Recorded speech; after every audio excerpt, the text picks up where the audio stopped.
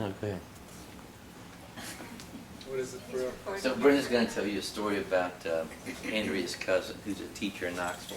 She's a teacher in Knoxville, and she doesn't like homeschooling, so she didn't have to teach one day, so she went with her husband, who was a home inspector, to a house way out in the country. They live in Knoxville.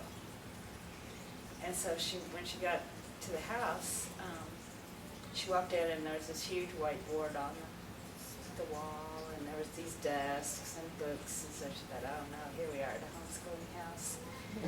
And so, but the kids came up to her and started talking to her. There were 5 kids, and the youngest one, he was so knowledgeable in World War II history. He's in the same grade that she teaches. Yeah. And so he was telling her all this stuff about World War II history. She's like, what is with these people? And then the kids kind of had an argument with him, kind of correcting him or something. And they worked it out, and they all were in agreement. And she was like, whoa. They don't fight about stuff. They discuss it, come to a reasonable conclusion. And so her husband ended up doing the house, and she stayed with kids. And she was like, this is just amazing. Never seen this before. So Andrea's glad that she got that taste of homeschooling. Yeah.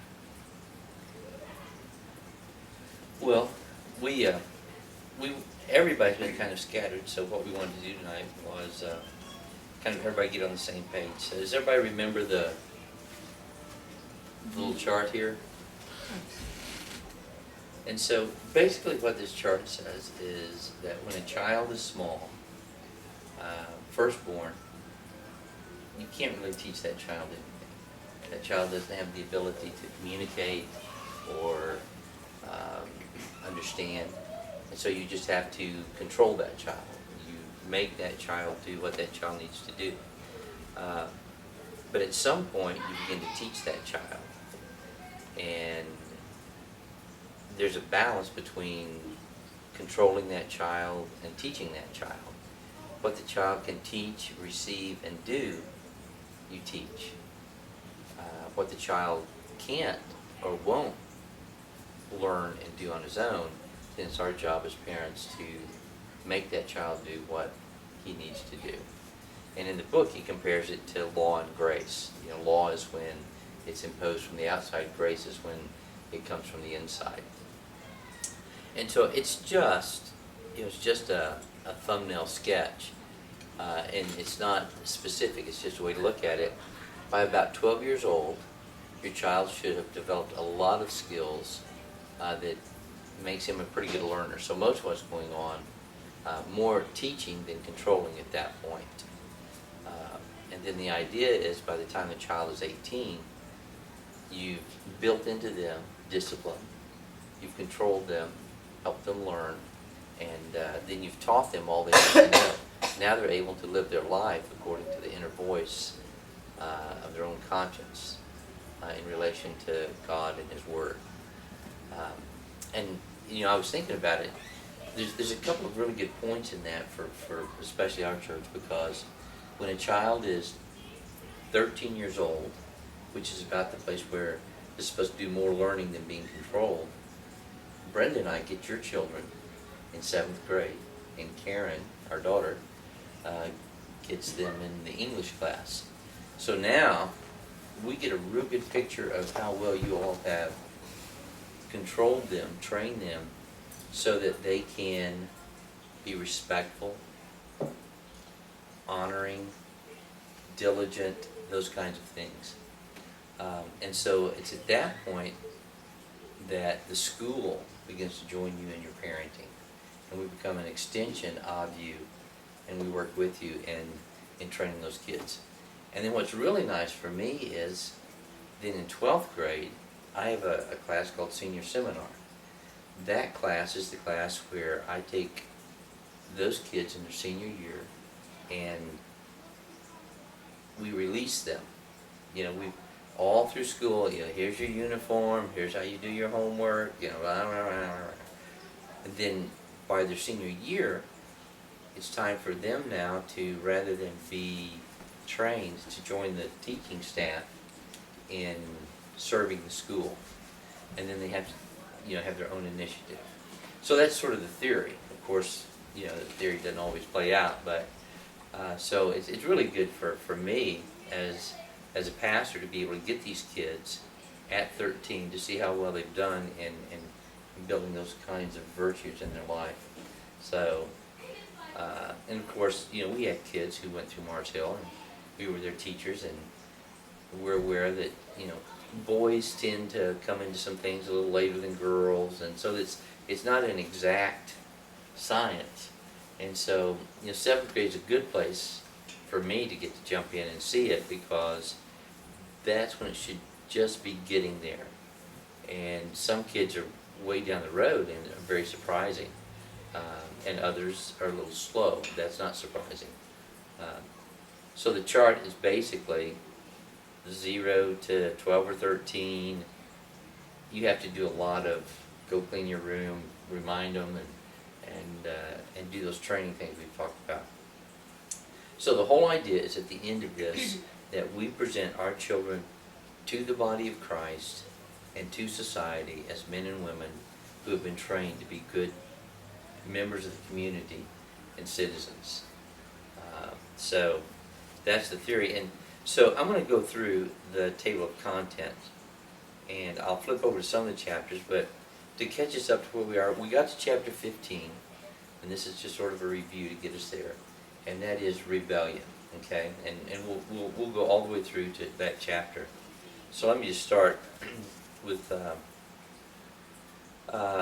God's promises to parents. Well, it starts off with section 1, the parent. And that deals with, what do I do now? God's promises, parental accountability, principles of authority, parental authority, and parental responsibility. So, to boil that all down, it basically says that if we train up our children in the way they should go, that they will be a blessing, not just to us, but to everybody. In essence, that is a picture of God. God's Son, because he was faithful to the Father, became a blessing to the rest of the world. And so that's replicated in our parenting. We have the opportunity to be to our children what they need to become what they need to be for the rest of the world. And so it's really a picture of God and his Son as we parent our children. And so his promise is that we can, and I think a lot of people get this messed up because they think, oh, my kids will be easy if I train them. Oh, they'll make me happy if I train them. If you're thinking in terms of the kingdom of God, I believe what the Bible promises is, if I train up my children in the way they should go when they're old, they will pour their lives out for the rest of the world. I mean, that's the way you translate. They'll be a blessing. They'll enter their inheritance. Because if we're really Christian and we're really sold out, that's what we want. So, train up a child when he's young, and when he's old, he won't depart from it. He'll be a blessing and not a curse.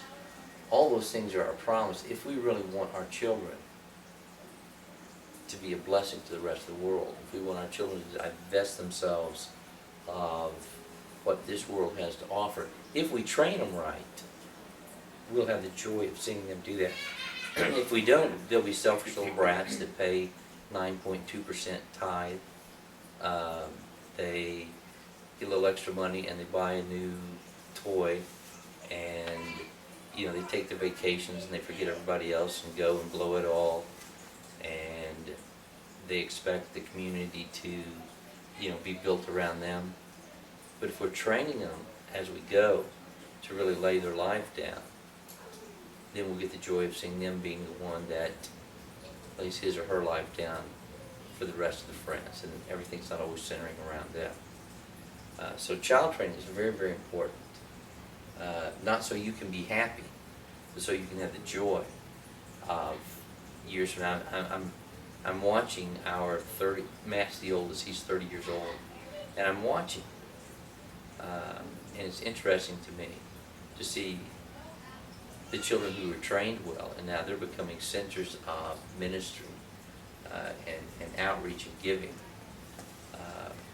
And others are doing it to a less degree. And I know every parent in the church, we want our kids to flourish personally, and out of that, plus, the people they run into. So my prayer for you all is not that you would be happy because your kids are easy to handle, or because your kids, win the prize at the football game or the soccer game. But, our prayer for you all is that you will really divest your children of their own self-centeredness, and they will be able to be a blessing to the rest of the body. So that's your promise. You raise them up right, they will be that to the rest of the world. Then accountability, it's got two things. It's got accountability and responsibility. Chapter 3 is accountability, and 6 is responsibility. I'm not sure what that accountability is. I'm going to look over there and see. I'm real bad with terms.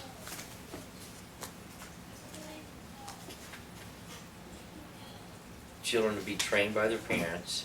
They're to honor their mother and father. You're so familiar with those verses. That's accountability. What's the difference between accountability and responsibility? Does anybody know off the top of your head how he parses the difference between those? We talked about the process being our responsibility, not the churches or the schools. I don't know if that's what that chapter was talking about, but. Is it accountable to God? Well, no, the accountability is, I guess our accountability is to God. And we're accountable to train up the child. So, yeah, sometimes these guys, when they use these different terms, it's not standard. But I understand what he's saying. The accountability comes first. But then the next chapter that shows up is principles of authority. And I think that is a very, very significant concept for our children to understand, and that would be authority. Authority is the right to act in another person's life. And so, obviously, the Bible has given that authority to parents in their children's lives. But we're reworking a lot of the philosophy at Mars Hill, and one of the things that we realize is if in building virtue in a child, there are basically three aspects. The first one is modeling. The second is training. The third is didactic or teaching. So, first of all, if a child is going to be trained in anything or become something, it has to be modeled by the mentors in his or her life.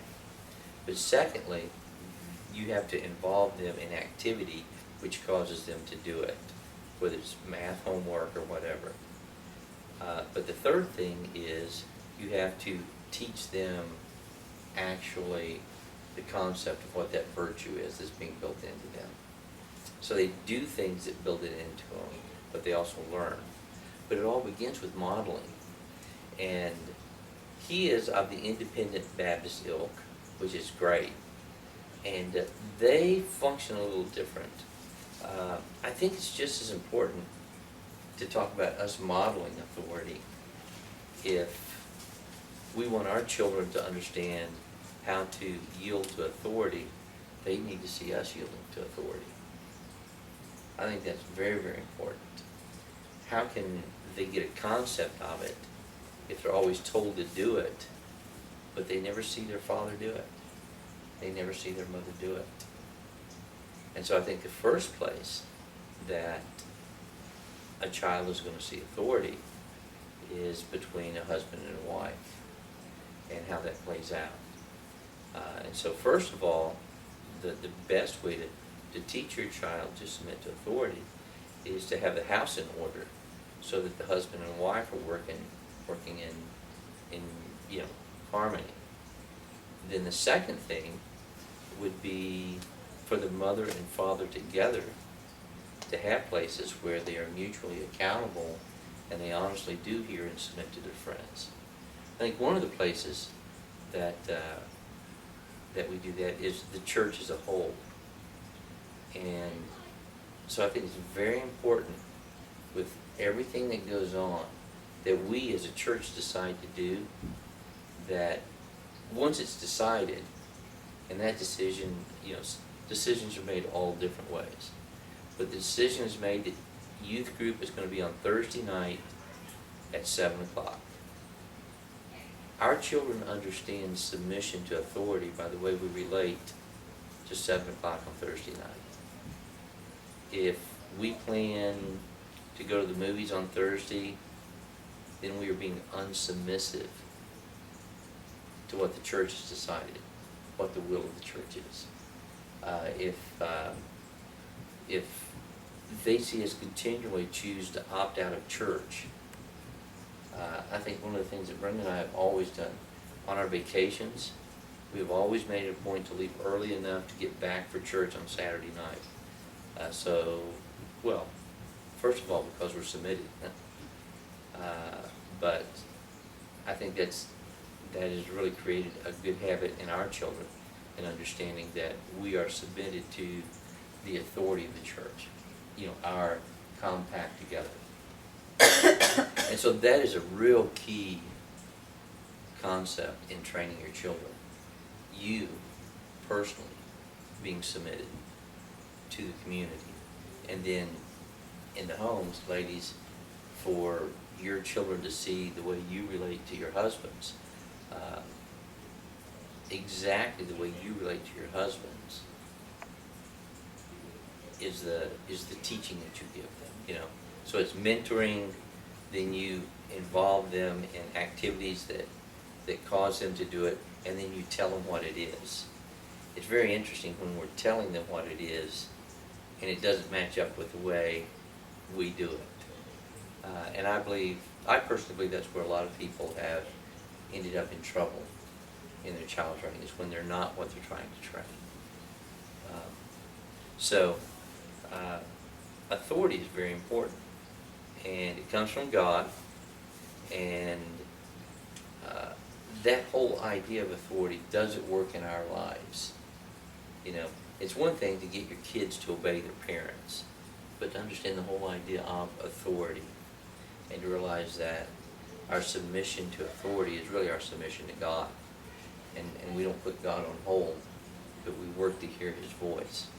So, accountability, authority, and then it goes on and talks specifically about parental authority, and for you to take authority in your, I keep wanting to say student because we're having Mars Hill meetings, your child's life. So,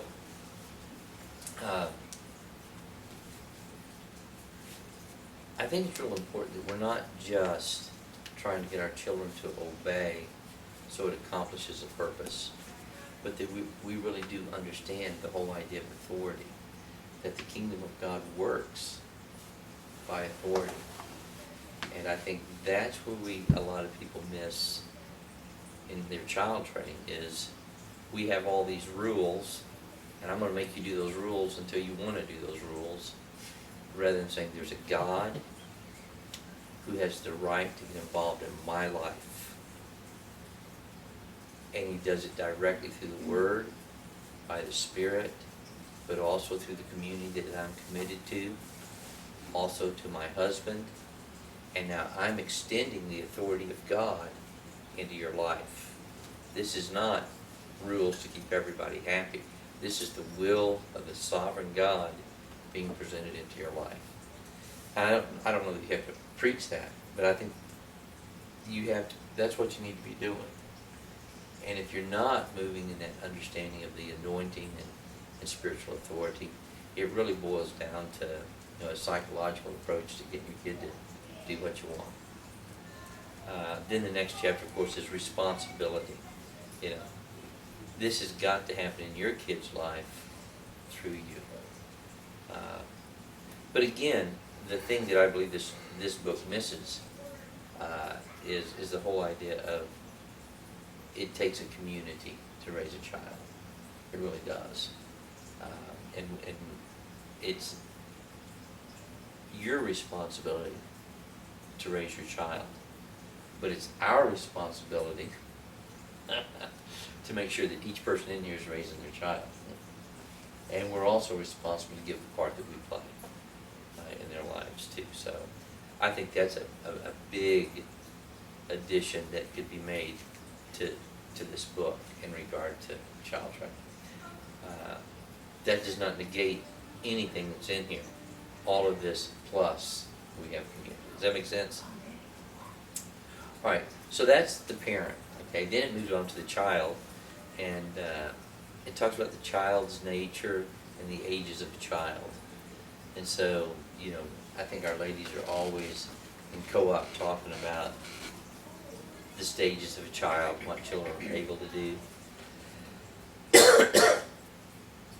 I think the Hebrew language had 7 different words for a child. One is a child who's still sucking, the other's one just born, one who's still sucking, one who's just weaned, one who's eating food, one who has left his mother, one who is engaging in work. But it all has to do with what they're able to do, even the name that they use. And he goes through the ages and the stages of what you should expect of a child. And I think that's just on point in our church. You know, everybody's always talking about what's typical at stages, and luckily we have enough people to talk to. This is what my kid's doing, you know. And I think we do a disservice by being worried if our child hasn't progressed by a certain age, because there's a lot of things that play into it. I think we need to know at 0 they're totally controlled. By about 18 they ought to be responsible human beings. You know, some might not even start until they're 8th grade. And I don't think we need to worry about that. Because when their mental capacity and their will engages, then it happens very quickly. But it's good to know the stages. But it's bad to get all bent out of shape if mine's a year behind, or get all excited if mine's a year ahead, or whatever. Does that make sense? So there's stages in child training. And I think the graph is a good ballpark figure. At about 12 or 13, it ought to be evening out. You ought to be controlling about as much as you're teaching. And then you ought to be able to have built within your child the capacity to learn, and the will to follow, and the control dissipates. But it talks about the child's nature. Again, because of the theology of Mr. Fugate, I think we understand the nature of a child to be a little different. He talks about total depravity, the fact that they have a sinful nature. I really think that when a child is born again, that they no longer have a sinful nature. I think their nature has changed. And I think you can really protect a child from developing sinful habits. Because even a child who is born again and their nature is no longer bent to do evil, they'll still have temptation. If we allow our children to be in places where they can fall to temptation, then that creates a stronghold, that creates a weakness in them. And so I personally don't think we're dealing with someone who by nature is evil once that child has come into a relationship with God. I think we're dealing with a new creature that needs to be trained properly, or to the degree that they develop sinful habits, they need to be renewed. So I don't know that it makes that much difference, but for me, I can really walk in faith that that God lives in my child, and they are born again, and they're a new creature, and I'm training that creature to hear and know and walk with God. And I'm not continually trying to control this wicked kid, but it's in there, you know? Anybody have a thought about that when you read that chapter?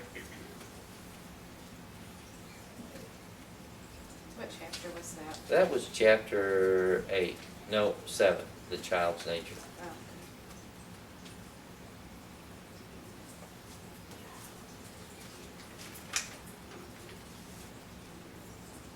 Okay, well, again, this is just a review, so let's move on to section 3, training your child. And that's where this chart shows up. And training there's two sides to training. There's the control and there's the teaching. We've already talked about that. And I think that sort of underlies most of our conversations that we've had. So we'll just skip that one because we've already talked about it. You all know the chart. And now, controlling your children, chapter 12. What control means.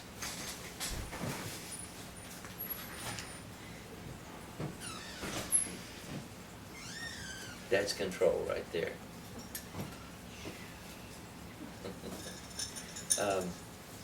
Let me flip back over. That's on page 113, at least in this book. The control aspect of child training is crucial to being a successful parent. The older a child becomes without coming under control, the less chance his parents will have of ever training him. Parents can easily control a little child, but to control a 13-year-old youth who has never had to obey, they must exert intense force. To gain and maintain control of your child successfully and correctly, you need to understand fully what control means. Regulate, hold back, restrain, or curb. Verify as an experiment by comparison with a standard. Control is the force or pressure by which you exercise your right of parental rulership, that's authority, the right to set the standards for, to direct the actions of, and to administer justice to your children. As a parent, you have the legitimate right to exert pressure on your children. So control has to do with setting the parameters, deciding the direction, and then causing your child to do that. Whether they choose to do it by their will because they've heard you, or whether they do it under duress because of you exerting pressure on them to do it. And if in the end they don't do it, then you must judge them. And I believe this early stage is where most people lose it, simply because nobody likes to bring final judgment on their child in a clear and hurting way. Not hurtful, but hurting way. We all hate to see our kids hurt. And I've seen mother after mother bow her knee to a willful child and give in. And train that child, and this is called negative training. Train that child that if you hold out long enough, the law will change for you. We know that's not true in the real world, but we train our children that that's true. And so those kinds of kids are always pushing the limits rather than trying to find out the will of the authority. And so the control aspect would be all of those things we've talked about. But I guess the one thing I would want to underscore in a review is you have to be thorough and complete and consistent in controlling your children. Don't create in them the hope that I might get away with it this time. Because just as soon as you create that, like people who are addicted to the lottery, they will always play that card, hoping that they can get away from it. So consistency is so important. All right, that's getting us up there. The last thing is rebellion. That's chapter 15. 133 is evaluating the conflict and rebellion. Let me just say this about evaluating the conflict. What you want to do is, you need to write stuff down, because children will always challenge the word. I mean, that's what Satan did. Well, that's not what you said. Well, that's not the way we do it. Oh, well, let me read what we said the rule is. Oh, here it is. This is what it says. Now what do you think? And so you need to be able to make sure the expected action or the expected attitude is well known. And rebellion is when a child knows the will of his parent and chooses not to do it. Okay? So there's some things you have to do to make that clear. And one is for you to know the will and not to let it be mushy. And a lot of that has to do with you and your spouse saying, this is the way we're going to do it, this is what we expect, this is the rule, this is the direction. So you're really silent if you're in agreement with somebody else. And so when you exert authority, you don't feel like, well, maybe I made a mistake. Well, maybe I didn't say that, because it's already been established with another adult, and you know what the rule is. You know what the purpose is. You know what the direction is. So, I think a good question to ask everybody in this room, just as an example, would be, do you allow your children to cry when they get a spanking? Would each of you all give me the same answer? Would you and your spouse give me the same answer on that? Here's my answer. Yes, because it hurts. But no, if it's a rebellious cry. Brenda and I would give you that same answer, and that's what we always did. We'd take a kid to a room, and if they were jumping around and crying before we even started, we knew that was not hurt. And so I would say, all right, now stop. Let me explain something to you. You're going to get 2 spankings, and let me tell you why. One is because right now you're jumping around and not receiving your deserved punishment. But first I'm going to spank you for what you did. All right, now we're going to go. You can get 3 spankings if you jump around. So anyway, that's the way we do it. But we're talking about rebellion in general, not just at a spanking. You've got to know that the child knows, and one of the best ways to know that the child knows is to make sure it's been stated between you and your spouse and to the child. So there should be a lot of those things that are very clear in the house. And it amazes me how many situations I see where there's confusion. A kid can confuse a mom so quickly. But Mom, that's not what we said. Oh. Well, what did we say? Duh. It's like pulling somebody over. You're a policeman, you pull somebody over for speeding and you say, oh, you're going 68 miles an hour. And they're like, no, I wasn't. Well, how fast were you going? Oh, okay, that's the speed limit. Oh, I'm sorry. Be on your way. And so you really do have to understand your responsibility and your authority, and you have to bring justice. And, forever and a day, I will always think that's where most people fall short in their child training, is having their kid clearly know what he should do and then holding them to it. Because it's just hard. It takes your life to do it. So then rebellion is when they know. Now, he talks about 2 different things you can do when a kid's rebellious. Is that in chapter 15?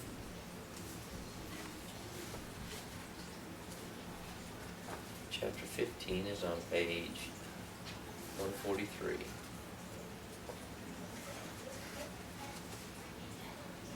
Ritalin pharmaceutical product description.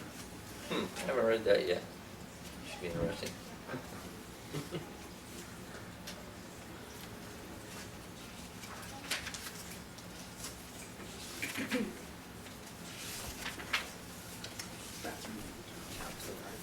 What? Rebellion is the willful rejection of authority expressed either actively or passively. Knowingly and willingly places his will above. It is the overthrow of authority.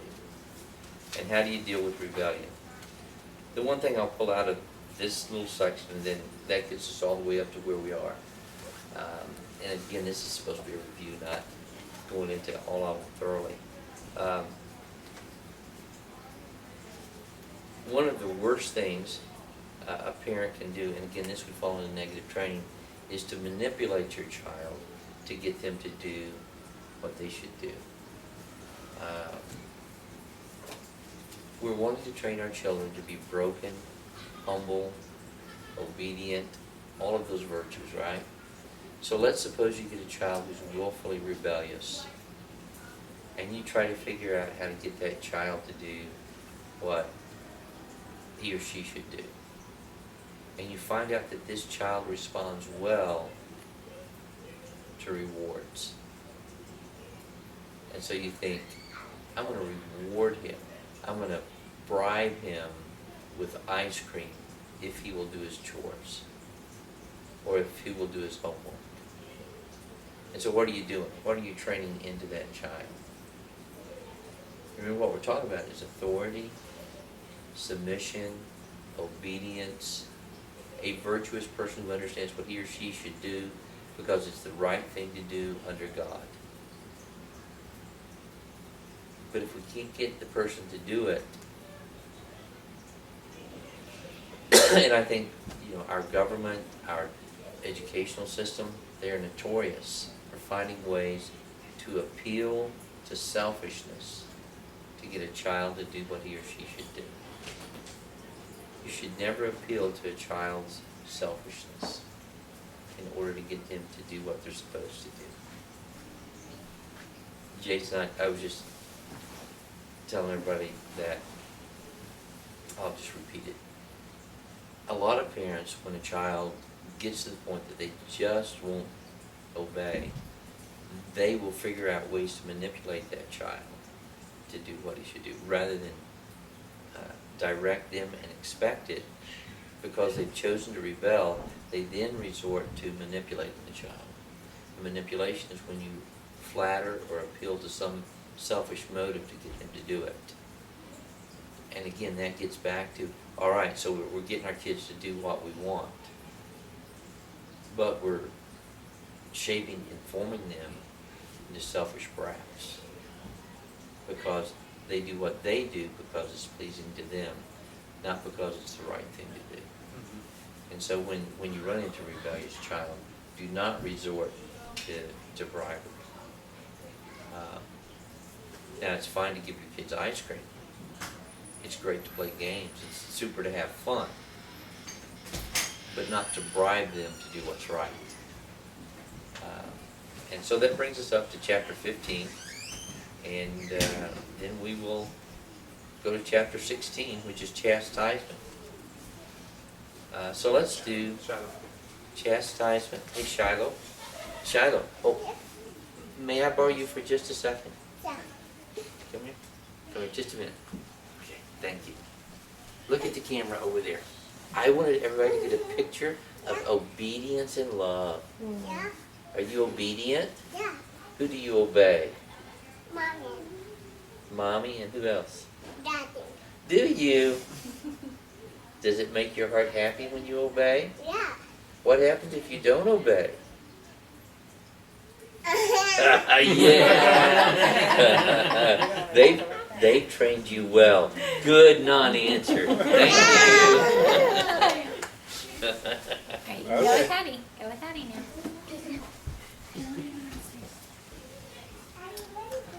All right. Well, so that's the quick overview. So anywhere we want to back up, and where anybody might feel like, I try to touch on each chapter enough that it stirs it in your mind, and you're like, oh yeah, got that. But if there's a few places that we need to chat and answer questions, we can do that. Okay, we've got all this. Good. Well, Video's off, right? no. I'll turn it off. Tommy, they don't want you to hear this. I'm gonna ask a question, but I want you to, I want you,